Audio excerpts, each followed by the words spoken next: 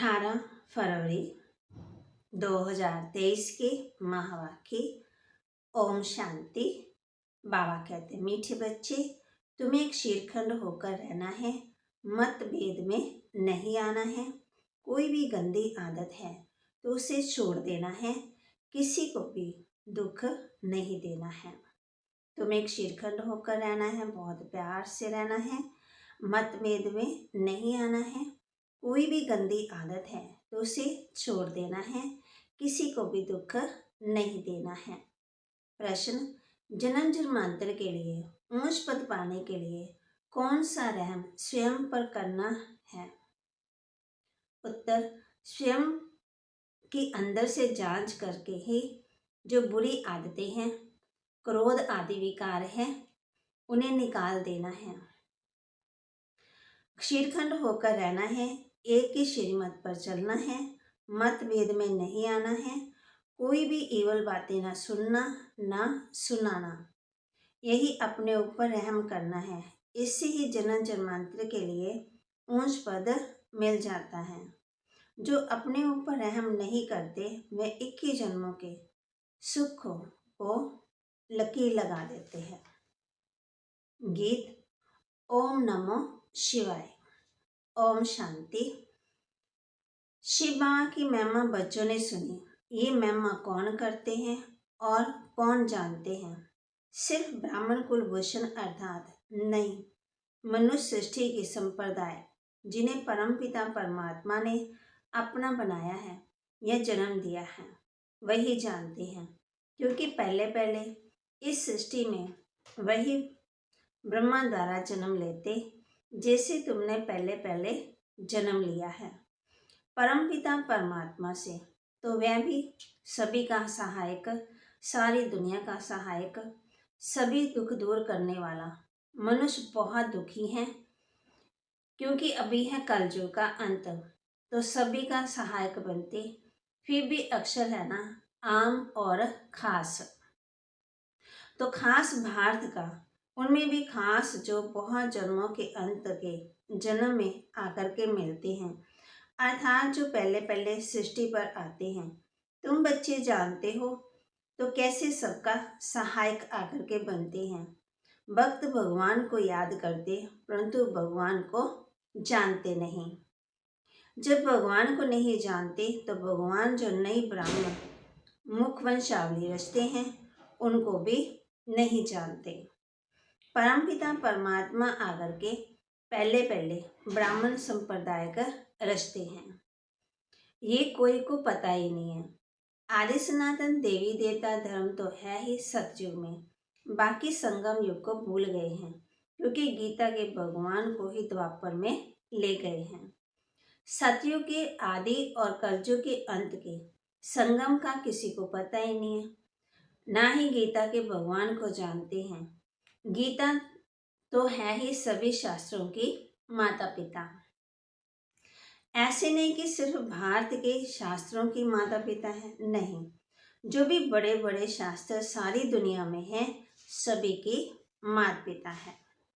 भगवान आवाज, मैं तुमको फिर से सहज राजयोग सिखाता हूँ, जिसको फिर गीता नाम दिया है, तो अपने को ही कहना पड़ता है कि हम नई गीता सुनाते, तो पुरानी गीता तो खंडन की हुई है। ये तो भगवान खुद अपने मुख कमल से बैठ सुनाते हैं। तुम्हारी बुद्धि में परमपिता परमात्मा शिव की याद आता है। वह है स्वर्ग का रचयिता, सबका सहायक। श्री कृष्ण को सभी का सहायक नहीं कहेंगे, क्योंकि सारी दुनिया श्री कृष्ण को तो याद नहीं करती। भगवान सृष्टि का रचयिता एक ही है, श्री कृष्ण तो स्वयं रचना है, बगीचे का फर्स्ट क्लास फूल है। परमपिता परमात्मा को भगवान भी कहते हैं, खवैया भी कहते हैं।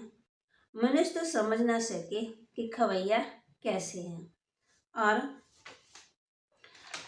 बरोबर आसार संसार से ले जाकर फिर यहाँ नई दुनिया में भेज देते हैं। कहते हैं ना, नैया मेरी पार लगाओ प्रभु जी। तो याद तो हम करते हैं, यहाँ ही फूलों का बगीचा बनाते, सभी बच्चे जो भक्त बन गए हैं असल भगवान के संतान थे। उनको माया दुखी बनाती है। भगवान तो एक ही है। वह सभी भक्तों को जरूर सुख देता है। कोई भी किसी को सुख देता तब उनको याद करते हैं। स्त्री पति को अथवा बच्चा बाप को अथवा दोस्त दोस्त को याद करते हैं। जरूर उसने सुख दिया होगा। भाई से भी दोस्त प्यारा होता है क्योंकि सुख देता है। तो सुख देने वाले को ही याद किया जाता है। अभी सारी सृष्टि के मनुष्य भक्त हैं। मनुष्य के ही 84 जन्म गाय हैं। कुत्ते बिल्ली के 84 जन्म नहीं कहेंगे। गाया भी हुआ है ना, आत्मा परमात्मा अलग रहे बहुकाल। इस समय मेला होता है। परमपिता परमात्मा सभी बच्चों के बीच आते हैं। महफिल लगी हुई है। एक होती है सुख की महफिल, दूसरी होती है दुख की महफिल। सतयुग में है ही सुख की महफिल, यहाँ तो दुख ही कहेंगे। कोई मरते हैं तो भी दुख की महफिल लग जाती है। कोई बड़ा आदमी मरता तो शोक में झंडा नीचे कर देते हैं। तो दुख की महफिल हुई ना। भक्त बहुत दुखी हैं तो भगवान को याद करते हैं, परंतु उनको जानते बिल्कुल नहीं। कहते हैं उसने पैदा किया, आखिर में भी उनको जानेंगे या नहीं। अंत में गायन करते हैं, हे भगवान तेरी लीला अपरंपार है। महिमा गाई हुई है। तुम जानते हो बाप नहीं होता तो सृष्टि चक्र का राज कौन समझाता। कौन हमको चक्रवर्ती बनाता। अब संगम पर तुम सदा के लिए दुख से छूटने का प्रयत्न कर रहे हो। संगम युग कोई बड़ा नहीं है। अपना ये नया जन्म है। ये छोटा सा युग है हम बच्चों के पुरुषार्थ के लिए। बड़ा इम्तिहान है। इनकी सब्जेक्ट सभी इम्तिहानों से न्यारी है। 5 विकारों पर जीत पानी है। बहुत मनुष्य कहते हैं पवित्र रहना तो असंभव है।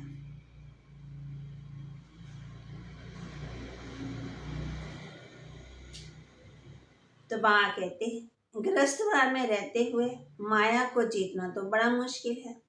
समझते हैं ऐसा उस्ताद तो मिल ना सके। सन्यासी भी घर बार छोड़ने बिगड़ पवित्र रह नहीं सकते। तो बाप इस पर माया पर जीत पाने की युक्ति बताते हैं। जैसे कल पहले भी सिखाई थी। जब बाबा सिखाते हैं तब हम भक्त से ज्ञानी बनते हैं। इसको ही भारत का प्राचीन ज्ञान और योग कहा जाता है। इसको दुनिया में कोई भी नहीं जानते। बाप समझाते हैं ये ज्ञान प्राय लोप हो जाता है और ये देवता धर्म भी लोप हो जाता है। ड्रामा में ऐसा है ना, जब लोप हो जाए सृष्टि दुखी हो तब तो भगवान आकर फिर से स्थापन करे। ये भी कोई को पता ही नहीं कि कलयुग की आयु कब पूरी होती है। तुम ही बाप को और इस ड्रामा के आदि मध्यंत को जानते हो। देखने में कितने साधारण हो। बाबा कहते कुब्जाएं अहलाएं, परंतु नॉलेज कितनी ऊंची है। अपने सारे 84 जन्मों के चक्कर को तुम जानते हो। थोड़ा भी कोई याद करे तो भी अच्छा है, परंतु कोई प्रश्न पूछे और उत्तर देना ना आए तो बोलना चाहिए अभी हम पढ़ रहे हैं। हमसे बहुत देखे हैं, वह आपको अच्छी तरह समझा सकेंगे। अपना अहंकार नहीं रखना चाहिए। कह देना चाहिए हमारी बड़ी बहन जी बहुत देखी हैं, आप फिर कोई समय आना तो वह समझाएगी। समझो कोई ऐसा प्रश्न निकलता तो तीखी भी उसका उत्तर नहीं दे सकती तो बोलना चाहिए हम सब पढ़ रहे हैं, अंत तक पढ़ते रहेंगे। तो बाप आकर के हम बच्चों को नए नए पॉइंट सुनाते हैं। ये पॉइंट अभी हमको समझाई नहीं गई, ये तो जरूर है। इस समय जो थोड़ा जो पढ़ा है तो जरूर आगे नई पॉइंट निकलेगी जो सुनाते रहेंगे।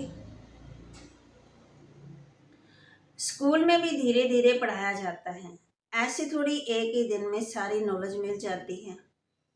वैसे यहाँ भी पढ़ाई में योग लगाने में, आसमान बनाने में समय लगता है। बाप दिन प्रतिदिन सहज कर समझाते हैं, भगवान एक है, उनको ही सब याद करते हैं। भगवान ही हेवन स्थापन करते तो जरूर देवता बनाने के लिए संगम पर ही राजयोग सिखाएंगे। तो मेहनत भी ऐसे चाहिए, जब पाप खत्म हो तब तो विजय माला का दाना बने। टाइम लगता है। ये है सुहावना संगम का मेला। समझाना है सारी दुनिया के मनुष्य भक्त हैं, साधना करते हैं भगवान के लिए ही, वह परमात्मा आकर के सभी को वापस ले जाए। मुक्ति जीवन मुक्ति का ज्ञान दे में देवता धर्म की स्थापना करें। सो तो जरूर इस दुनिया का सुख ऐसा है ना, सन्यासी तो सुख को मानते नहीं, परंतु क्या भारत में कभी सुख नहीं था? सन्यासी तो पसंद करते हैं मुक्ति को, वे कभी जीवन मुक्ति का ज्ञान दे ना सके। भगवान को ही आकर के राजयोग सिखाना है, सन्यासियों को नहीं सिखाना है, क्योंकि वे कोई आदि सनातन देवी देवता धर्म स्थापन नहीं करते हैं। अभी सब कहते भी हैं कि एक मत हो, परंतु इस दुनिया में एक मत हो ना सके। माँ कहते अथा मते है ना, सबके अलग अलग, जैसे माता पिता के, भाई बहन के, चाचा मामे के, पड़ोसियों के, सबके अलग अलग। अब उन पर नहीं चलना, एक की ही श्रीमत पर चलना। भगवान आकर के एक श्रीमत देते हैं तो फिर एक मत की राजधानी हो जाती है। देवते तो सदा प्यार से चलते रहते, यहाँ तो बहुत लड़ते झगड़ते रहते हैं। शास्त्रों में भी है ना, कौरव पांडव दिन में लड़ते थे, रात को बड़े प्यार से रहते थे। यहाँ भी बच्चे समझते हैं कि हमारे में क्रोध का अंश आ गया है, बाबा हम आपसे माफी मांगते हैं। तो तुमको भी देखना चाहिए, सारे दिन में किसी को दुख तो नहीं दिया, किस में मतभेद तो नहीं आए, किससे ईवल तो नहीं बोला जिससे कोई को दुख हुआ। तो बाबा कहते ईवल तो कभी भी नहीं सुनना चाहिए, ऐसा कुछ देखा सुना तो बाप को बतलाना चाहिए। बाप ही बच्चों को सब बातें समझाते हैं, नहीं तो आदत पक्की हो जाएगी। कोई भी गंदी आदत है तो छोड़ देना चाहिए, नहीं तो पद भी भ्रष्ट हो जाएगा। फिर बादशाह के आगे प्रजा ने नौकर चाकर गरीब ही कहेंगे, ये मजदूर लोग हैं क्या? वहां भी मकान बनाने वाले तो होंगे। तो बाप समझाते हैं कभी भी लून पानी नहीं होना। क्रोध करना बहुत बुरा है, जन्म जन्मांतर के सुख को लकीर लग जाती है। अपने ऊपर रहम करते रहो। ज्ञान मार्ग में मेहनत बहुत अच्छी चाहिए। 5 भूतों को भगाते रहो। बाप श्रीमत देते हैं और क्या करेंगे। बहुत लिखते भी हैं कि बाबा हमारा क्रोध छूट जाए, बीड़ी पीना आदि गंदी आदतें छूट गई है। तो गोया अपने पर रहम किया है ना। अब हेवनली गॉड फादर स्वर्ग का पद प्राप्त कराने वाले हमको पढ़ा रहे हैं, ऐसा बुद्धि में आता है। ये नशा रहना चाहिए, जितना याद करेंगे उतनी खुशी रहेगी। बल भगवान को सभी तो नहीं जानते, परंतु ना जानते भी कल्याण तो सभी का होना ही है। सभी को ये पता पड़ जाए कि भगवान आया है तो यहाँ भीड़ मच जाए, चीटियों में से आकर इकट्ठे हों, मिल भी ना सके, इसलिए बड़ा कायदे से ये ड्रामा बना हुआ है। अच्छा, मीठे मीठे सिकिलते बच्चों प्रति माता पिता बाप दादा का याद प्यार और गुड मॉर्निंग। रूहानी बाप की रूहानी बच्चों को नमस्ते। रूहानी बच्चों की रूहानी बाप दादा को दिलवा जान सिकवा प्रेम से नमस्ते। धारणा के लिए मुख्य सार, ज्ञान और योग सीख। भक्त से ज्ञानी तो आत्मा बनना है। गृहस्थवार में रहते माया को जीतना है, पवित्र जरूर बनना है। ज्ञान मार्ग में बहुत अच्छे मैनर्स धारण करने हैं, बहुत बहुत मीठा निरहंकारी बनना है, इविल बातें नहीं बोलनी है, मतभेद में नहीं आना है। वरदान दे रहे बाबा बच्चों को, समेटने की शक्ति द्वारा पेटी बिस्तरा बंद करने वाले समय पर एवर रेडी भव।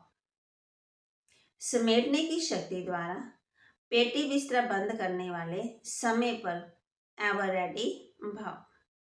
एवर रेडी उसे कहा जाता जो समेटने की शक्ति द्वारा दे के संबंध, पदार्थ, संस्कार सबका पेटी बिस्तरा बंद करके तैयार हो। इसलिए चित्रों में भी समेटने की शक्ति की पेटी बिस्तरा पैक किया हुआ है ना। संकल्प भी ना आए कि अभी ये करना है, ये बनना है, अभी ये रह गया है, सेकंड में तैयार। समय का बुलावा हुआ और एवर रेडी। कोई भी संबंध व पदार्थ याद ना आए। स्लोगन, परमात्मा के गुणों और शक्तियों को स्वयं में धारण करना ही महान तपस्या है। परमात्मा के गुणों और शक्तियों को स्वयं में धारण करना ही महान तपस्या है। ओम शांति।